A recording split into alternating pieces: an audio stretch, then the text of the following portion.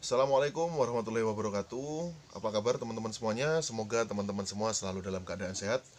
Oke, pada kesempatan kali ini melanjutkan video yang sebelumnya teman-teman.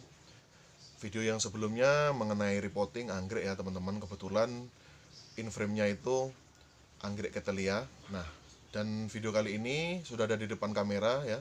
Sudah ada di depan saya Cattleya Morning Glory atau Brasso Cattleya Morning Glory teman-teman.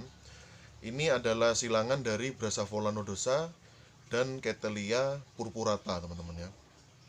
Tuh.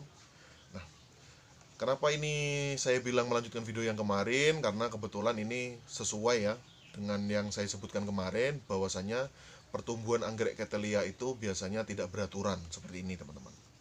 Ya, tidak beraturan dan dia kadang pertumbuhannya bisa melewati pot. Ini bisa teman-teman lihat ya, sudah melewati pot ya. Harusnya ini saya masukkan ke video kemarin repotting. Cuman saya pikir-pikir lagi, kalau ini kan agak lama ya teman-teman, agak susah karena potnya menggunakan pot tembikar ya. Berbeda dengan menggunakan pot plastik, itu lebih mudah dalam melepas pelan dari potnya. Nah, sebelum lanjut ke videonya, seperti biasa untuk teman-teman yang baru menemukan channel kami, klik subscribe, like, komen, dan share video dari kami. Oke, dan terima kasih banyak untuk yang sudah subscribe ya. Nah, jadi anggrek Cattleya itu teman-teman sudah lumrah banyak kita temui, dia pertumbuhannya itu tidak beraturan ya. Dalam artian dia bisa tumbuh sampai hingga keluar pot teman-teman. Sebenarnya anggrek-anggrek yang lain juga sama. Dendrobium pun tidak menutup kemungkinan jika kita telat tidak sering cek itu bisa tumbuh di luar pot. Tapi yang lebih banyak itu pasti anggrek Cattleya karena memang pertumbuhannya itu nggak terduga teman-teman ya, nggak terduga. Karena kalau dendrobium biasanya baru muncul tunas itu kita sudah bisa, oh ini tumbuhnya ini. Tapi kalau Cattleya kadang kita berharapnya keluar di sebelah kanan misalnya, tapi dia ternyata tumbuhnya di sebelah kiri dan sebaliknya, seperti itu teman-teman. Jadi ini juga harusnya sudah waktunya di repotting teman-teman ya. Tuh. Nah, jadi ini untuk teman-teman pemula, yang saya maksud adalah seperti ini ya, pertumbuhan melewatin pot ya. Jadi ini sudah seharusnya di repotting teman-teman ya. Jadi salah satu fungsinya ya seperti itu teman-teman. Dan ini kebetulan sebelumnya menggunakan pot kotak, sama dengan video sebelumnya potnya kotak kecil teman-teman ya. Lalu saya pindah ke pot tembikar seperti ini teman-teman, karena ini lebih luas, otomatis untuk eh, pergerakan akarnya lebih luas teman-teman ya. Dan alhamdulillah ini saya rawat dulu, awalnya beli 75.000 itu ukurannya masih seedling teman-teman ya. Kurang lebih seperti ini waktu awal-awal saya beli ya. Ini. Dan setelah saya rawat selama 2 tahun bertambah sekitar 5 batang teman-teman ya, 5 batang, dan ukurannya makin jumbo teman-teman. Ya, kenapa saya bilang jumbo? Karena kalau saya bandingkan dengan Brassavola nodosa itu plannya mini ya teman-teman ya. Cuman karena ini disilangkan dengan Cattleya purpurata, jadi sebagian gen dari Cattleya-nya masuk, sehingga ini sekarang batangnya sudah mulai terlihat seperti anggrek Cattleya pada umumnya. Gitu. Nah, untuk pupuknya ini saya menggunakan Dekastar teman-teman, tapi ini sudah kopong teman-teman ya, sudah kopong karena memang ini saya pakai ketika awal-awal repotting teman-teman ya. Tuh. Pupuk Dekastar seperti ini biasanya tahan 6 bulan teman-teman. Setelah 6 bulan wajib ganti, dan ini sudah lebih dari 1 tahun ya, nggak pernah saya pupuk lagi ya teman-teman. Itu. Ini pupuk pertumbuhan teman-teman, bukan pupuk pembungaan. Ya. Dan ini saya rawat mulai ukuran seedling itu kurang lebih ada 2 tahun teman-teman. Sudah berbunga 1 kali di rumah. Ini buktinya teman-teman ya. Nah, berbunga 1 kali. Karena di awal-awal keluar amplop di tangkai yang ini itu nggak jadi teman-teman, karena memang ketika sudah agak besar saya lihat apakah ini harus disobek dulu supaya keluar gitu kan, kelihatan kenopnya. Nah, ternyata ketika disobek itu tidak jadi spek teman-teman ya, karena biasanya anggrek Cattleya itu dari tunas yang baru, kalau misalnya spek itu biasanya di tengah-tengahnya ada amplop teman-teman. Misalnya ini daunnya V teman-teman ya, tapi anggrek yang spek pasti di tengah-tengahnya akan muncul seperti amplop gitu teman-teman ya. Dan itu kalau ada isinya itu biasanya kita terawang ya, kita terawang menggunakan lampu itu kelihatan teman-teman kalau amplop itu ada isinya atau enggak ya. Seperti hari raya teman-teman ya, dapat angpau ya. Tahu. Jadi kalau teman-teman melihat anggrek teman-teman sudah melewati pot seperti ini, itu wajib sekali di repotting teman-teman. Sekalian kita juga bisa mengganti medianya yang kira-kiranya sudah berjamur ya teman-teman.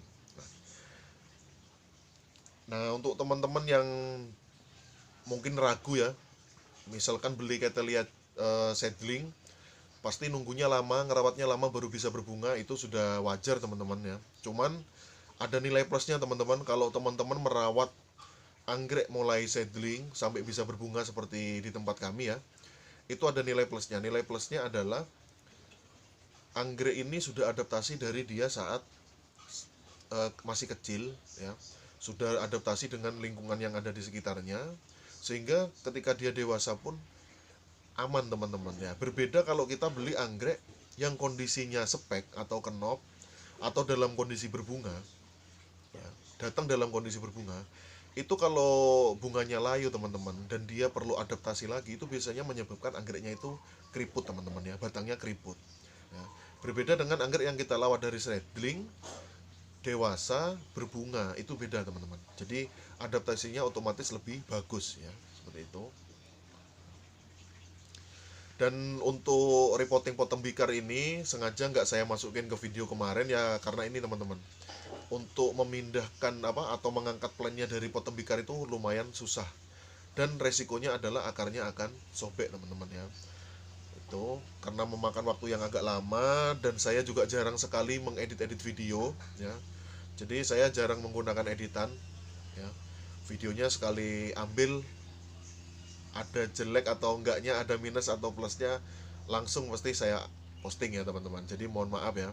Dan real ya teman-teman, saya nggak pernah edit-edit video. Ketika saya ada di hutan pun itu real, memang saya sedang di situ hari itu buat video ya, seperti itu. Nah, jadi kalau untuk memindahkan plant dari pot tembikar itu memang agak susah. Harus kita rendam dulu ya, lalu akarnya kita goyang-goyang dulu ya menggunakan ini ya. Tuh, tapi pasti resikonya tetap akarnya akan sobek teman-teman. Nah, dan untuk mengakalinya kadang para penghobi itu dia langsung memindahkan pot kecil seperti ini teman-teman, tanpa harus diangkat pelannya, itu biasanya langsung dipindahkan ke pot yang lebih besar teman-teman. Cuman resikonya adalah berat teman-teman ya, berat, dan tidak menutup kemungkinan dia akan berjamur teman-teman kalau kita tanam sekalian. Nah, tuh. Jadi kalau teman-teman mau akarnya saja yang sehat, aman, tinggal kita korbankan pot tembikarnya. Tapi kalau pengen dua-duanya tetap kita gunakan ya, tetap aman meskipun itu kemungkinannya kecil, berarti direndam dulu agak lama teman-teman ya. Tuh, karena kita susah untuk goyang-goyangin. Kalau pot plastik kan tinggal kita tekan-tekan, biasanya akarnya sudah lepas ya teman-teman.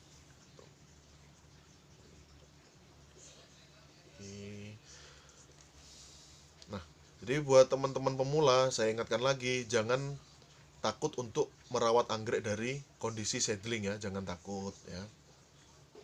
Itu sudah lumrah ya. Kalau berbunganya lama itu tergantung dari perawatan teman-teman.